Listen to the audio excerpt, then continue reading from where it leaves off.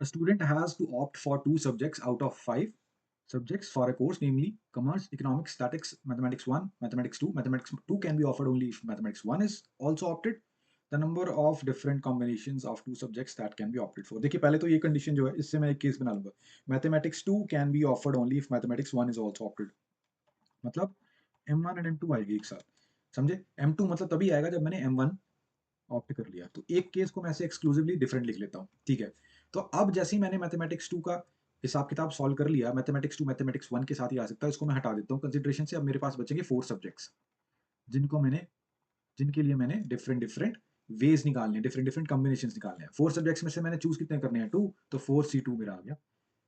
इनको number of ways of of choosing two subjects out of 4 subjects. तो 4C2 क्या है? 4 factorial divided by 2 factorial into 4 minus 2 मतलब 2 factorial. तो कितना आ जाएगा? 4 into 3 into 2 factorial divided by 2 factorial into 2 factorial. 2 factorial कुछ नहीं 2 ही होता है.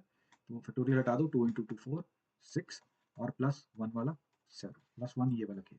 तो 7 केसेस आपके आ जाएंगे ऑप्शन नंबर सी. सिंपल सा क्वेश्चन था. ठीक है. इसको आप इस तरह से भी देख सकते हो. जैसे आपने एक केस जैसे ये निकाला. अब बाकी केसेस कैसे बनेंगे? जैसे मैथमेटिक्स 1 के साथ ऑप्ट करने के लिए आपके पास कितने सब्जेक्ट्स हैं? Commerce, economics, statistics. 3. ठीक है. मैथमेटिक्स 1 को ना कंसीडर करके आप स्टैट्स पे आ जाओ. स्टैट्स के साथ आप कितने को कंसीडर कर सकते हो?